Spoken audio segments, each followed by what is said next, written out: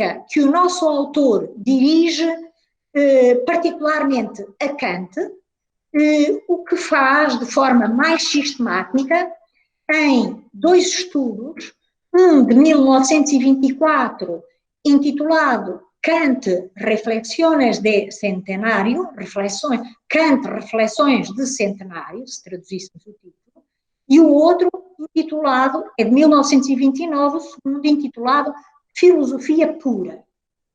Em ambos os textos poderão encontrar a compreensão orteguiana da razão, tendo por base uma reflexão sobre a Idade Moderna e o significado que na Idade Moderna tem a filosofia kantiana.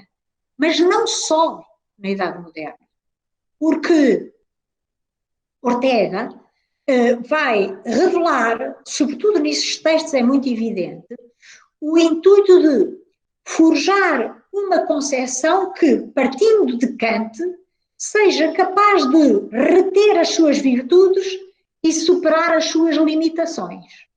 E é assertivo, ao tentar fazer isso, é assertivo, é muito afirmativo em considerar necessário o conhecimento da filosofia kantiana. Sem ele, diz Ortega, seria impossível entender as exigências teóricas contemporâneas. Não se trata, portanto, de reconhecer apenas a relevância de Kant em termos autobiográficos. E nós sabemos que Ortega estudou Kant com profundidade nas suas estadas em Leipzig, nas universidades de Leipzig, de Berlim, de Marburg. Trata-se, sim, de considerar o conhecimento da filosofia kantiana como indispensável para poder vir a pensar de modo pós-kantiano. E Ortega refere-se extensamente ao contexto histórico de Kant, sublinha que o filósofo alemão, seguindo uma tendência geral da filosofia desde o Renascimento, em vez de perguntar o que é a realidade, pergunta se é possível conhecê-la, despreocupando-se do universo. Os problemas ontológicos são desalojados da metafísica.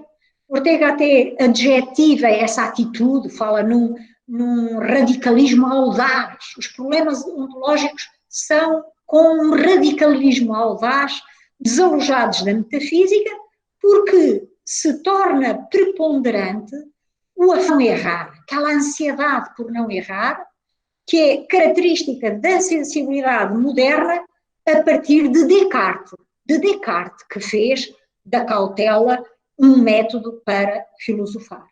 Ora, Kant leva ao extremo a tradição de desconfiança, transformando o método em conteúdo da filosofia que se converte, então, em ciência do conhecimento. Ortega analisa ainda o idealismo transcendental de Kant como compreensível a partir de um traço típico do temperamento alemão, que é de isolamento metafísico, um temperamento a que corresponde uma atenção focada na intimidade do eu, em que, sob a forma de consciência, de imagem ou ideia, vê refletido o mundo. De Ortega a respeito de Kant, o filósofo alemão seria um clássico do subjetivismo, segundo o qual o sujeito se encontra a si mesmo desde logo, e só depois, com esforço, é que procura sair para a realidade exterior e encontrar o que é transsubjetivo, as coisas, os outros homens. Numa tal leitura, a própria crítica da razão pura de Kant é o registro da luta de um eu solitário que procura a companhia do mundo e, sem descobrir outra via, acaba por criá-lo dentro de si.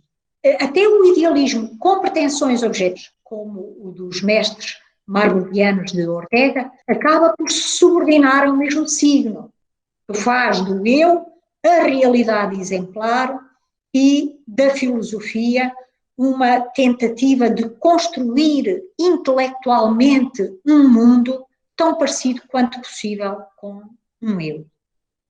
Após a audácia mestre Eckhart, ao afirmar que a realidade divina está no mais íntimo da pessoa, e após a produção intelectual de Leibniz, de um mundo de mônadas, foi Kant, segundo Ortega, quem reduziu toda a realidade a uma mônada, a um único eu, e abriu caminho ao ser como reflexividade, de Fichte, e ao ser para si, de Hegel, numa trajetória em que o pensamento moderno alcança a sua altitude máxima.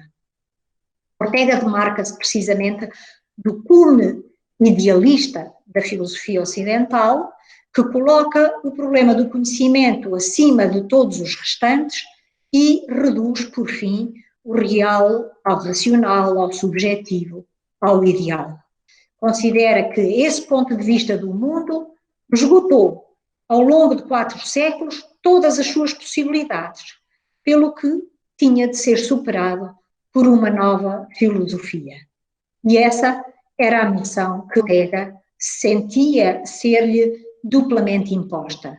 Imposta porque, experimentadas as soluções filosóficas da modernidade, o tema do novo tempo tinha de ser o que enunciara como o tema da razão vital, e imposta porque, enquanto espanhol, talvez lhe fosse mais fácil reagir aos estímulos desaproveitados pela suspensão idealista da espontaneidade vital, do imediato, da realidade. Contudo, para a poder cumprir, tinha de pensar em confronto com as doutrinas tradicionais da razão, que tem de compreender e transformar segundo projetos singulares, livres, genuinamente humanos. Tudo isso obriga ao enquadramento da vida individual na cadeia histórica das crenças, das ideias, dos usos, dos projetos da sociedade, o que significa, por outras palavras, que a razão vital tem de ser histórica, que é o que Ortega vai pôr à vista nas suas obras mais maduras a partir dos finais dos anos 20 e até que terminou a sua existência em 1955.